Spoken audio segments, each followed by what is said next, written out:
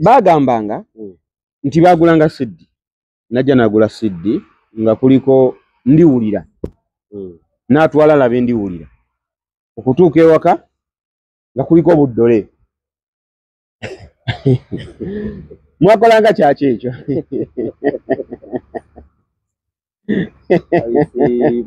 nga kuliko buddole ezimu ziraga bbulu black bbulu ezimu ziraga green ezimu kuliko bisolo aze kulaba mulangira Jota Nkibinge nendagira essaala balabako ku jaketi n'ateekamu n'atuula alaba endagira essaala ng'azannya okugira ng'omusota gwe gusaba nga kakatuni ke kali kuli ke kaze nakati. Thank you so much guys for watching the channel. My name is Maurice Jordan Kawesa, a straight outer aromatic entertainment. Mwebale nnyo mwebale ddala okubeera ng'ate mukyaje kumiddeko. Please keep on subscribing, liking, commenting and sharing. Tubadde mu mwezi gwa Kalema abakatoliki leero Holy Thursday enkya Good Friday banaye mwebale kunyeenya matabi Sunday wedde asenti ne buli kimu sebo twabadde mu kunyeenya matabi weekend ewedde nange naganyenyeza amina nabadde naganyenyereza Lyandongo mu Bunyole bibuuzo waloke ebibuuzo aba fans bafubana balina nalyagadde ekindeeseza omukulu ono nti omu ku ba legend mu movie industry ya Uganda ne bwate yanjula naye ngawe kali akalombolombo ne lwaki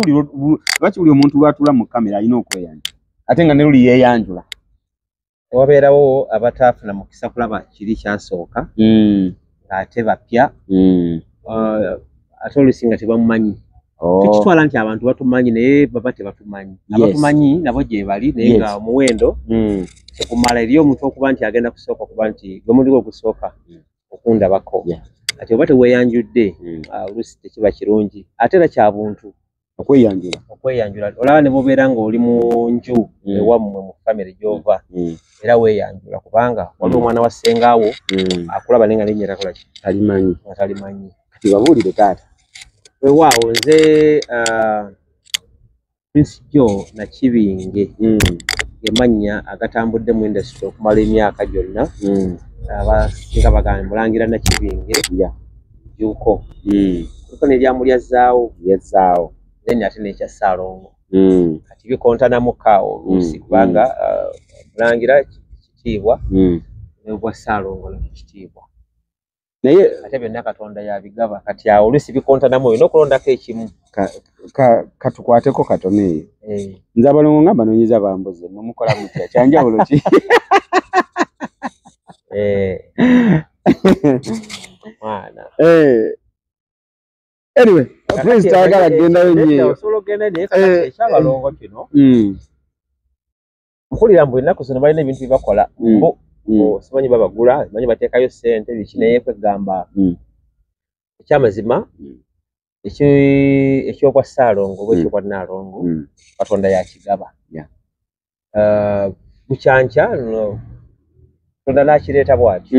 abantu bangi banoonyeza okubeera ba Ssaalongo nga balina buli kintu ekyetaagisa n'akola kiri n'abawasa abakyala bangi naye osanga omuntu nga asindika kigaali nga Ssaalongo edda abantu ba Ssaalongo balinga basajja bagagga nnyo bantu abagundidde be batyo naye kati musanga ne wali nga bodaboda Ssaalongo ng'ali ku bodaboda yakola ki Katonda ekitiibwa nga yakimuwa ndowooza naye asobola okumusitula mu bantu abalala ate gone are the days nga muntu bw'afuna obwa Ssaalongo tatasa ekyuka komite mwali kubanga si buli muntu nti asobola okubeera Ssaalongo kubanga waliwo ebikuggyibwako wano mu Buganda basooka kukuggyako Ssaalongo tasima ntaana takka mu ntaana Ssaalongo asobola okugenda gye baziika ye tagenda Magombe Ssaalongo twaza musanga ng'akola ebintu ebikakkanya ekitiibwa ekyo Katonda kyeyakola ki kyeyamuteekako bw'abanga afudde mu bulamu bw'ensi eno Ssaalongo bamuziika ssaawa za lwaggulo oba okitegeera bulungi kubanga ffe mu Buganda tulina okukkiriza nti abaana bano bayita n'abaana kiba myoyo egirimu amaanyi ag'enjawulo omulongo kakati omuntu oyo aba abazadde Naalongo ba Ssaalongo babeera banjawulo era Ssaalongo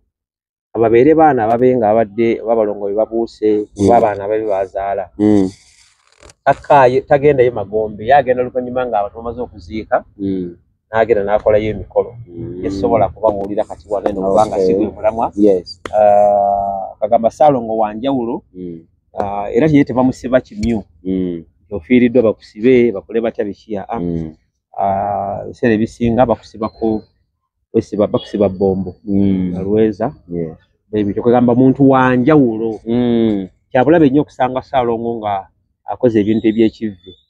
era ebiseera biri ebyeddange bakusanga ng'obbye kubanga okubba ekwedda kwalinga kwa mmere oyunjizza ettooke ogudde mu lusuku lwa munoosisi ekikolo kya muwogo nga tebakukuba miggo Ssaalongo otwalira abaana mmere wadde obbira baana Ssaalongo oba Naalongo nga bakuleka olw'abaana be wazaala n'ekitiibwa kyo tekyaba wanga beetukubba kubanga naawe watuukiranga era ogamba nti nnemereddwa nga abaana beetaaga okulya ate nga abaana balina nabo ekitiibwa kyabwe abalongo nabo balina ekitiibwa Ssaalongo kyogamba ffe abalala ffe tetulina baana abaffe si baana nange bwe mba nzibidde nange baana gulakyo ngamba nti gwe Ssaalongo gweka gwabbidde abaana anti bano abaana bo banjawulo balimu obw'omwoyo balimu n'obw'omuntu bali mu biti bibiri obw'ennyama n'obw'omyoyo oba okitegeera Ssaalongo tebabakubanga nga babbye naddala nga mmere kitegeeza genda otandika telefalina ya muntu mu nzibira abaana balabe firimu oba balabe TV anti mmere nedda byalinga byakulya kitegeeza awo kyaba wange beetu abantu abamu butereevu so kati ndi Ssaalongo naye nga basinga olw'okuba nti nno mbadde mulangira obulamu bwange bwonna nga ate abantu kye basinga okumanya waliwo ekiseera kyatukanga nange bampita Ssaalongo nga neekangamu Ssaalongo nga olwawo n'okukyuka naga tokyamanyi nti oli Ssaalongo nga kira kyekitiibwa Katonda nakyo kimwebaliza era abaana gye bali babuuka amiina bweza buba bwa mukasa anyway awo tuyiseewo buyisi tubadde tulina ebibuuzo tubadde tulina gye tulaga naye nga mwebale nnyo mwebali ddala okubeera nga mulaba mu Dance Media mwebale kusubscribinga era nako kuba kuyiga abatabadde tebakimanyi kati ekyo muzadde kikimanyi nti Ssaalongo edda oba Naalongo bwe yabbanga nga tebamukubira nga bamuleka nga bagamba abadde abbira baana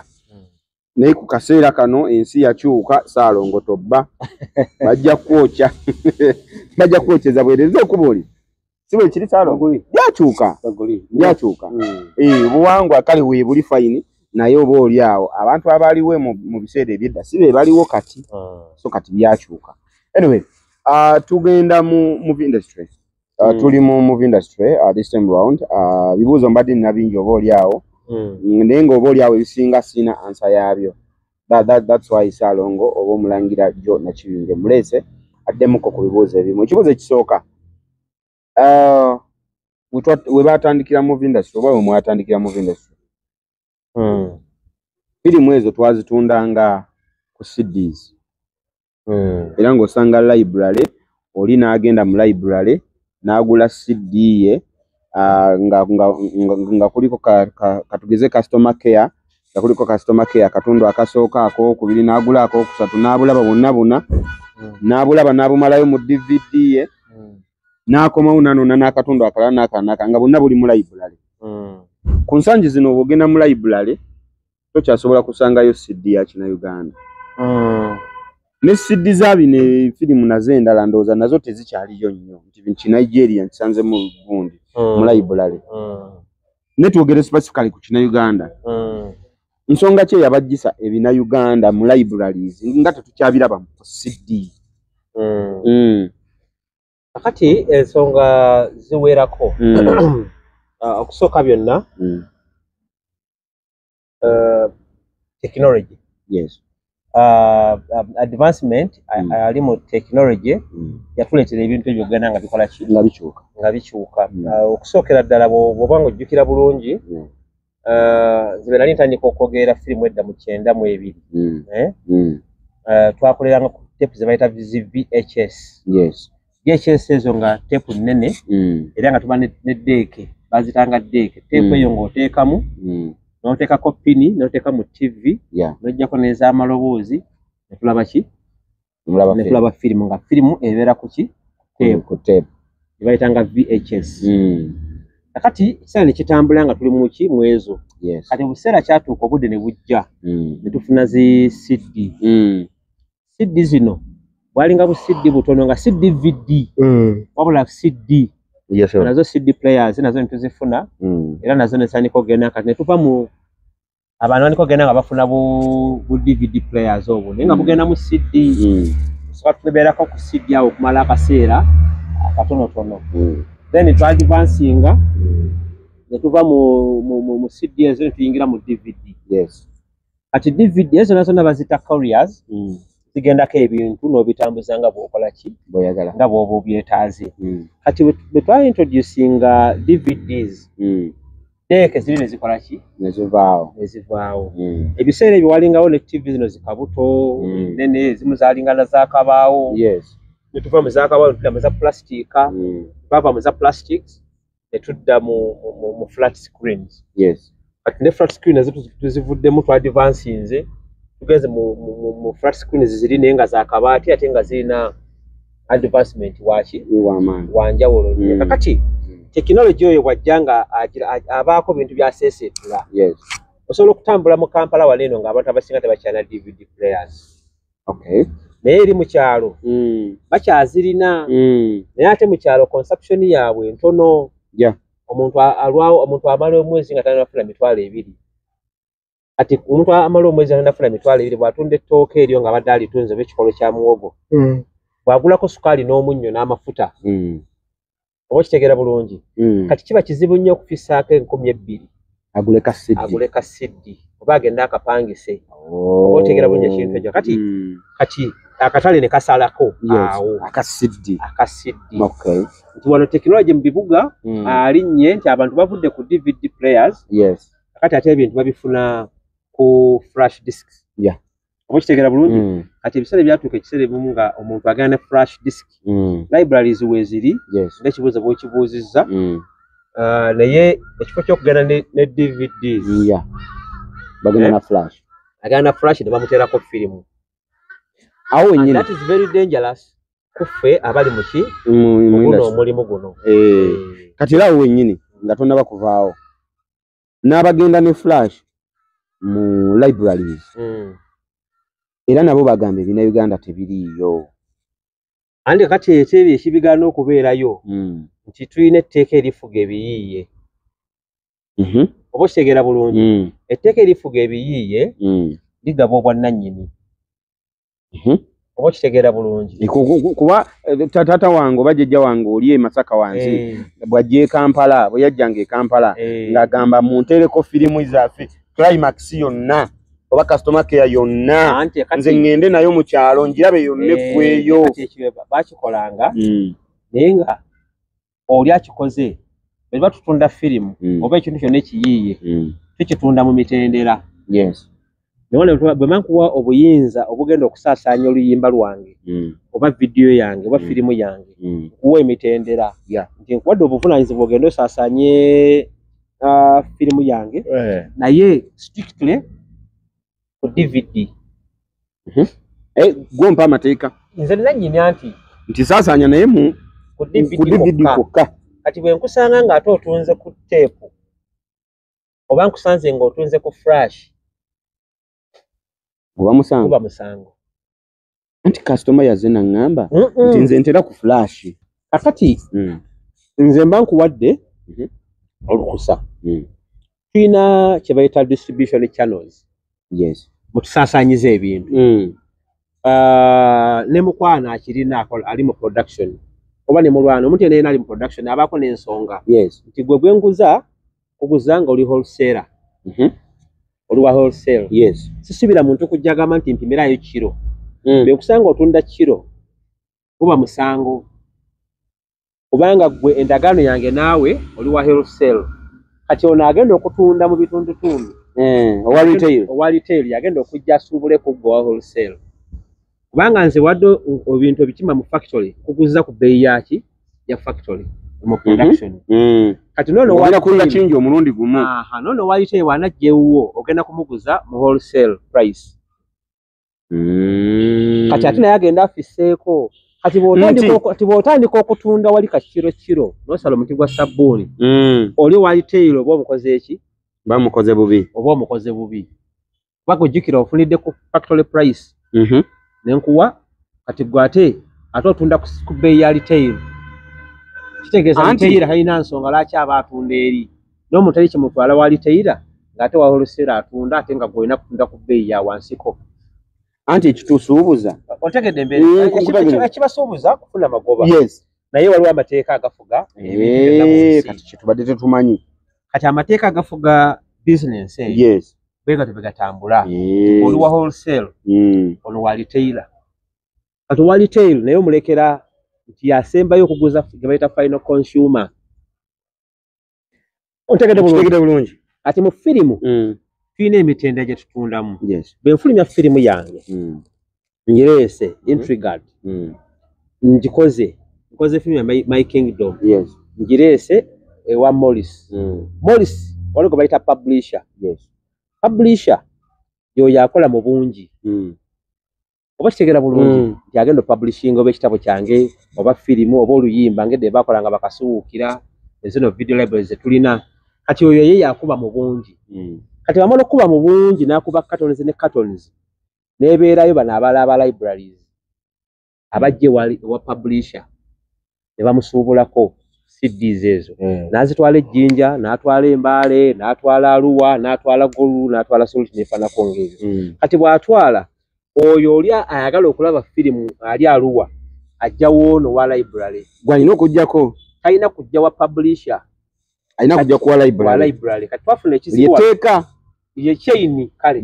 ye chain yes kati twesanga wano nga ba publisher ate era ye ba library kubanga publisher yakuba mu bungi n'akuba cartons mutwalo mulamba n'atikka ku bbaasi zino zigenda Mbaale zino zigenda Arua zino zigenda Masaka zino zigenda Kayunga Bugerere biki n'aweereza bali abasuubuzi ntikirayo cartons 3 eza title eri biki n'atikka n'akola ki kati ne balina batunda atwesanga nga abo aba library abasinga tebaliiwo tulina ba publisher mu Kampala bebeefula ate era batunda akamu akamu oba kitegeera bulungi kati business n'esooka egalangataniramu awo naye bwe ndeta firimu yange ekintu kyonna ekiyiye kibaako rights ez'enjawulo omuntu yawandiika ku t-shirt eno ono naye mulala ya brandinga t-shirt eno naye yagikola muki mulala buli muntu alinako rights ze kati tulina copyright and neighboring rights etteeka erifuga ebiyiiye n'abalala abeegatta mu kuyiiya oba kitegeera bulungi kati awo wali science bannayuganda gwe batamanyi bulungi nti bwe mala okuguza CD eyo kuwa omwaka gumu oba ebiri oba esatu oba myezi 6 okusinga betegeraganye nti nkuwadde ogenda publishinga firimu yange eno kati gomanya bona ogijjamu ssente naye bwe mankuwa rights ezo wali kibayita broadcasting rights ezo rights ezo ziba za ku TV mbalina obuyinza ate mba sikukuziza kutwala ku TV waliwo omuntu obala asobola okujja aba TV bajja kujja bagambe nti nze mpa rights ndage firimu yo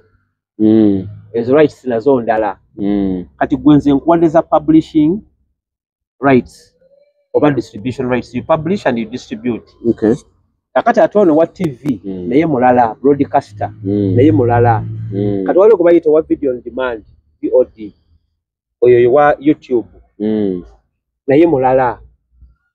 oba ntegeera bulungi package ezo zonna kitegeeza nti firimu yange ngenda kugitunda njiguze publisher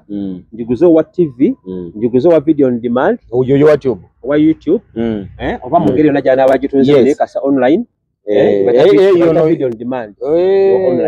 online watadde ku Facebook oba YouTube oba TikTok yamanyi banajjamu ssente ze oba kitegeera bulungi oya video on demand owookuna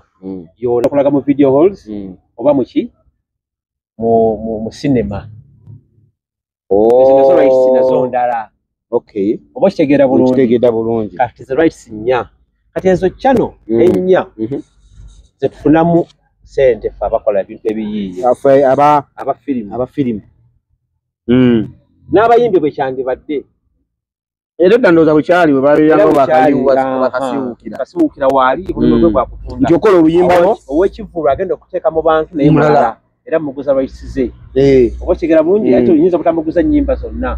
oyine n'abeera mulala noono n'abeera mulala bwe nkola vidiyo ey'oluyimba ono akoze vidiyo mulala noono atunze audio naye muki mulala era basobola okweroopa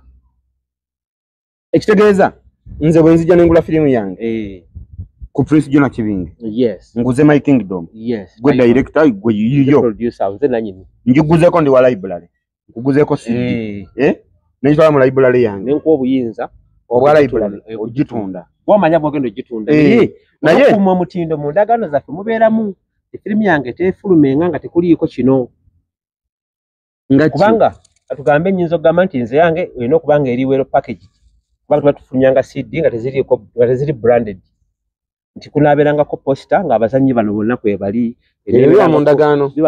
nga kuliko erinnya lya tayito kuliko biki kati nyinza okuguza firimu ate n'ogikyusa tayito n'ogikyusa ebifaananyi n'ogikota ebinatuna bikanyako mu ndagaano kubanga bina bisigala biri mu buyiiye tokyusa firimu yange kati ndi wa library nguze CD n'okyusa oba okyusiza obuyiiya obubwo creativity oba ogikyusa ate nga rights zizo zange kati ndi wa library nguze firimu ne nina YouTube channel yange nsazeemu nsigadde ntunda ku CD naye ate ne ku channel yange naye nensalamu nenteeka ku channel yange guba musango ate nga ujinguzizza nakuguza kutunda wali kubanga kugamye mulimu emitendera okitegedde bulungi oli naye alina kuba mulala platform ndala oba gyagala netutegeeragana kubanga audience za njawulo audience eraba TV ndala eya YouTube ndala egenda mu cinema ndala okimanyi ye muntu abulamu bonna atagendako mu cinema naye nga firimu aziraba ng'azirinda ku TV okka eri agamba nti yanze nja kugirinda bwe neefuluma ku YouTube nja kugiraba ku YouTube njagenda ku Netflix ngirabe so kakati zezo channels nti bw'oba n'eri ogyetaaze ngikuwa kati ensonga lwaki okudda mu kibuuzo kubanga eyo wawanvuko audience yaffe etulaba yinza obutayagala nnyo okugenda mu ebyo gamba ate mu biki ebyo naye lwaki firimu zaffe tezikyali mu library abantu abasinga bagendayo na flash disk kakati ate twetaaga naffe tukyuse abatunda batulage nabo bayinza kudistributing abatya firimu zaffe nga bazitundira mu flash oba kitegeera bulungi kubanga bwenkuguza firimu mbaako ebbanga nti etteeka ligamba copyright law egamba nti bwenkuwa rights zange eza publishing oba eza distribution nti nkuwadde emyaka ebiri oluggwako beppaba buli kintu kyolina mu outlet yo kisizinga okuba ekikyo kiba kisigadde kyange yadde nga kiriwuwo kubanga endagaano ekomyawo kati zimbadde nina mu library zimba zange era ozinona tutegeeragana nti olwo kati singa endagaano eggwako nenziramu nenkusanga ng'okyatunda oba oli mu bubbi oba okitegeera bulungi ate bina byajjanga bitukosanga tukuza abo aba library nemutegeeragana emyaka ebiri negiggwako n'asigala nga yeebuzaabuza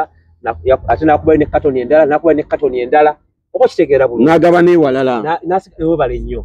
kakati ekyo bwe kityo bwekikola ki bwe kiri kakati ekyo nakyo kyatuleeteramuko obuzibu ekyokubiri etteeka erifuga ebiyiiye gavumenti yalimu wakuli enforcinga etteeka erya copyright nti etteeka erifuga ebiyiiye nti singa obukyenkya nenjiya esaati yange eno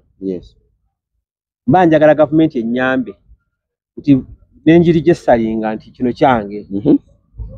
kati ate nempulira nti ate waliyo omulala akola ddala design yennyini atunda ayinza n'okubanga ne capacity y'amaanyi okunsinga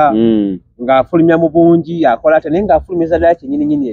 ekikyo ekyange aba duplicate nzo aba duplicate nze ate yaba afuna ssente nga nze sikola ki tofuna nga sifuna kakati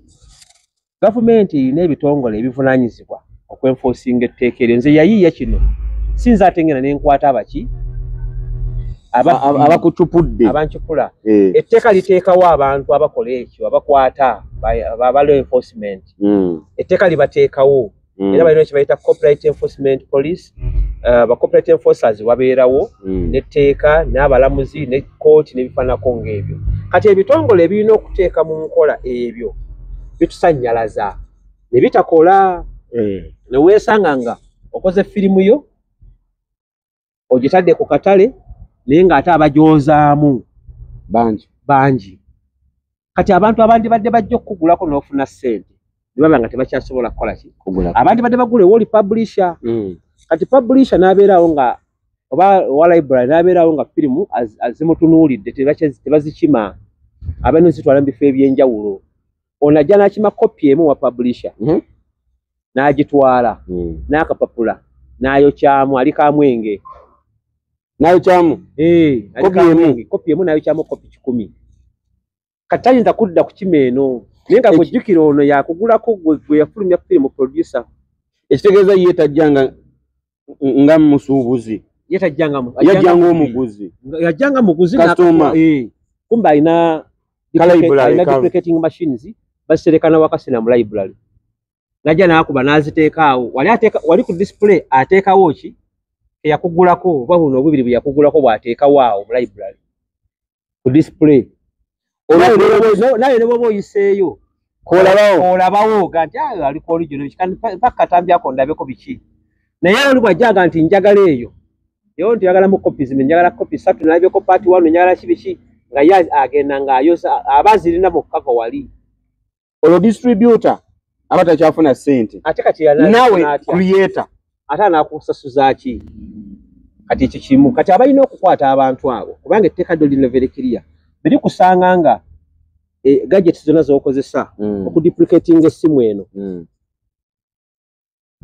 buli kyonna ky'olina ekikwatagana bintu by'amasannyalaze simanyi kano kwokya biki bene etteeka ligamba byonna babiconfiscating nga ne bakola ki ne babitwala kati nga bwe bujulizi nga tetunnatuuka eyo confiscating bintu mmwe ngaba abakozi ba firimu temuyina kwe musobola kuteekako olw'ensonga nti Nike bw'eba ekola ng'ekola ekikopo kyayo ekiramba neraga ekituufu era n'ekulaga nti ekituufu kiba bwe kiti ekikyamu kiba bwe kiti mmwe ng'abakozi ba firimu awo otuuseewo nsanyuse twatuukawo dda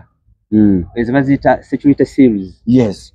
eziraga ekituufu n'ekitali kiki n'ekitali kituufu kakati baali abateekeddwa okukwasisa amateeka n'okusolooza essente zaffe kubanga bwemala okukola ekiyiiye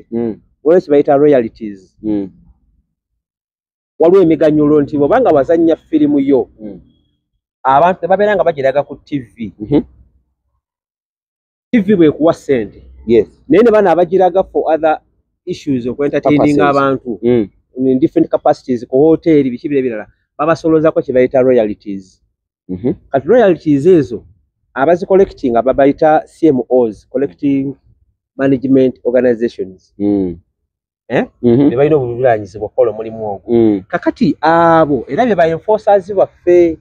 ze bayita zi CMOs collecting societies ze bateekako siiru kakati siiru eno ne bagimanaginga nga bwe tunaagenda nti tulina UNBS kati UNBS bw'okola siiru yo eyawula ku kintu kyo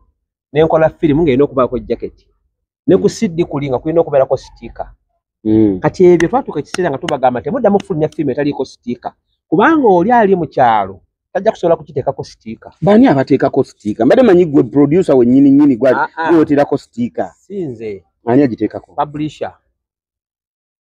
kati ekitegeeza kati publisher ono nti gwe producer nze luba fulumya waaka wange mumuwa amugula muguzeeko firimu nenjimuwa netukkaanya netudesigninga jaketi nga bweneefaanana kati jaketi eyo nga bweneefaanana kwe kubeera ezo siiro eziraga ekintu ekiri original. Nti nabe twakolanga tufuluma firimu ezo nga tugenda ku NASA ne tufulumya jackets eziri original. Ne mukufulumya jacket omutwalo ogwo. Naye ne ku firimu eno ono publisher agenda okufulumya buno bu CD. Omugamba nti buli CD efuluma eno kubanga eri printed. Kubanga tuna machines eziprintinga ki? CD.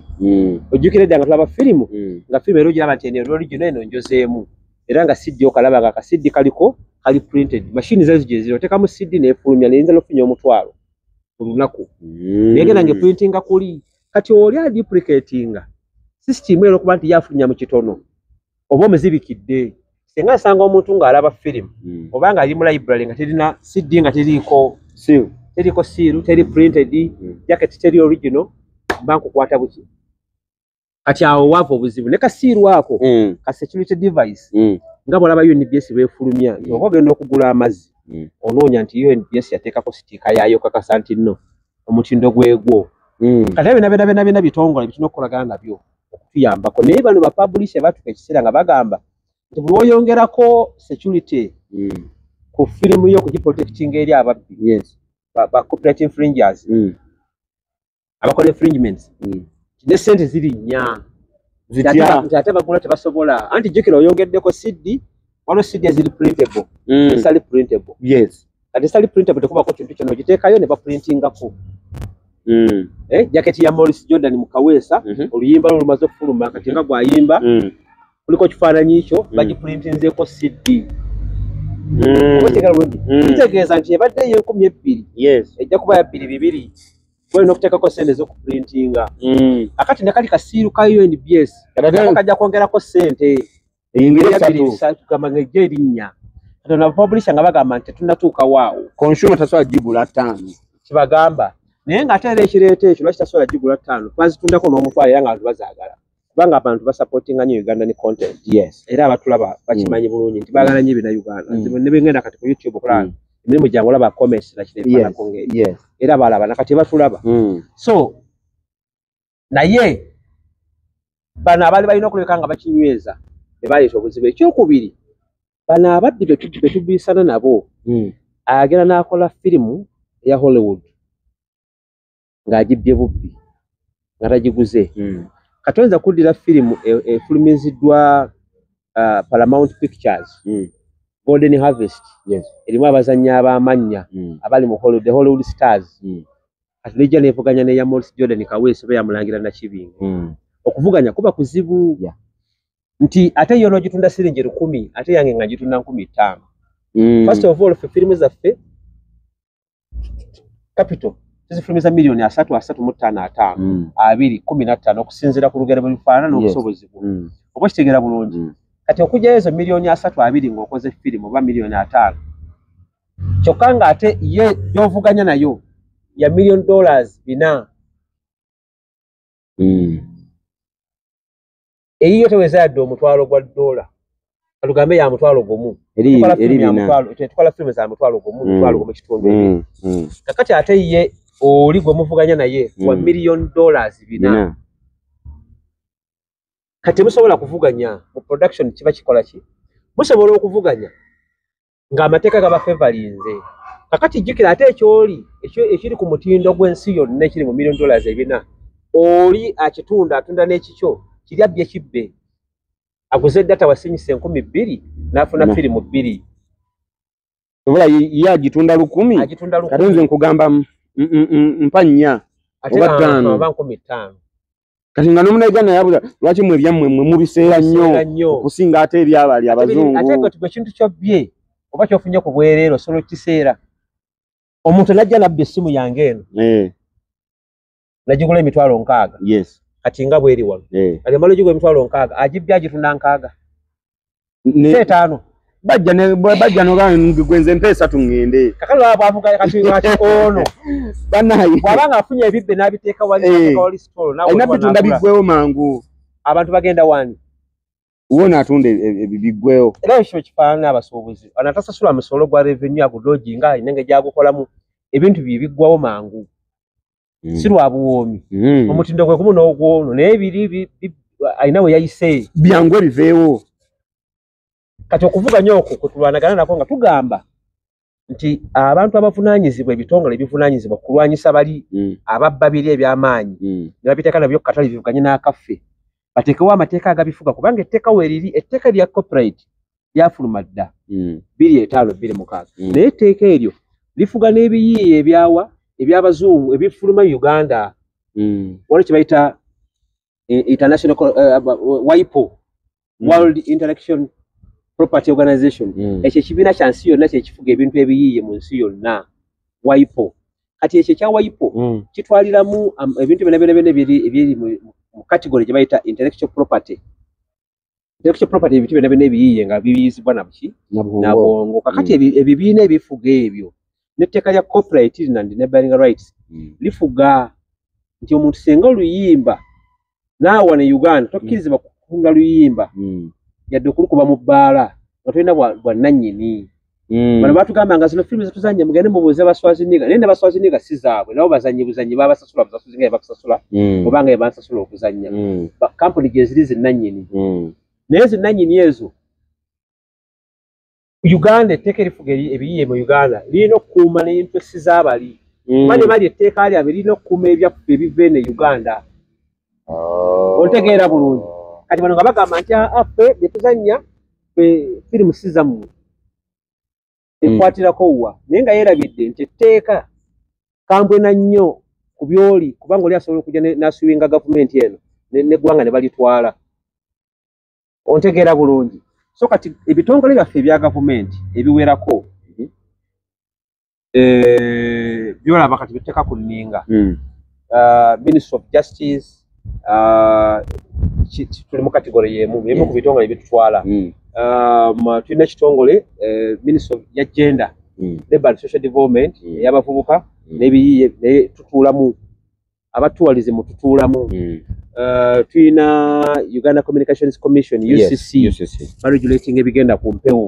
oba ku YouTube oba ku ki kati bano abantu abatubba ne TV business zitayagala kukozesa content wa wano eziraga content ate oli omubba atali musasule kati abo nabo balina obuvunaanyizibwa okulabika nti batuyambako ne tuba n'ekitongole nga Uganda Registration Services Bureau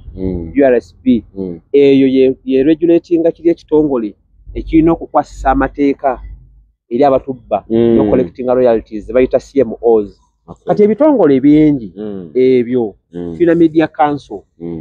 Uganda Media Council kati ebitongole ebyo byonna ffe nga abakola ebiyiiye si abafirimu ffekka namwe aba music abayimbi n'abatunga abakola designs zaabwe n'abawandiisi b'ebitabo kubanza ndi muwandiisi wa bitabo kati ffenna abali mu creative industry tuvunaanyizibwa kyenkanyi okulabika nga tubanja okuprotectinga ebintu byaffe kati kyekyo lwaki olaba nti mu libraries tekyaliyo firimu kyokka ate ne mu sinema za wano nazo kati nga bala bufuga ebigenda ku mpewo n'ebirala nazo teziraga firimu zaffe zatandika okulaga kati nnaku zino zibali teziraga bulungi firimu zaffe kalutalo ogamba tugenda mu sinema okulaga firimu y'abana Uganda naye kati gye ziri waliwo n'ekimoto ey'amageye egenda kulagibwa 26-27 muno gwennyini omwezi mu sinema ez'enjawulo so nti kati balina kwongeramu maanyi okulabika nti sinema zonna eziri mu Uganda muziteekako kwota nti mu mwaka mulina okulagamu 30% local content mu sinema oba kitegeera bulungi waliwo kye bayita kwota mu tteeka erifuga ebigenda ku mpewo kati UCC Uganda Communications Commission eyonga regulating ebigenda ku mpewo local TV business zawano erina okuziteeka ku kisenge okulabika nga zimeetinga standard yeeyo gye bayita kwota nti mulina okuba nti ebigenda byonna ku mpewo 70% nga bya wano naye 70% tebategeeza firimu zokka bategeeza amawulire bategeeza programs endala bategeeza ebyobulimi bategeeza ebya firimu bategeeza ebya music erina kubanga rate eyo kati mu eyo rate buli category erinako percentage yaayo nti kale buli TV ejja kulaga 5% 70% of the quota eri mu tteeka nemugamba nti yes bagimeetinga nyeyo TV emala n'emyaka 3 tereze ku firimu ya Uganda ezimala nebo ne bakugamba meeting standard tulaga local content 70% of which they are right naye teri balanced kola ja kugamba nti ndaga amawulire ag'Oluganda baga luzungu nege Uganda ndaga music we Uganda programs ez'obufumbi Uganda ez'okulima Uganda ebyobulimi ebyobusuubuzi bishi akukuba kulage 70% agikulaga kati nagamba nti bya firimu ndeka lwaki nkuleka obosegera bulungi naye ngate waka gwalaga avuganya n'owaffe TV ezisinga tezina capacity kugula wako oyo era kyobalaba nti NTV ne NBS ezo TV endala ez'amaanyi zibali zirwanagana zino TV endala zino za TV endala zigenda wali mu town ne basaza ka CD ne bakawa video n'akateeka ku TV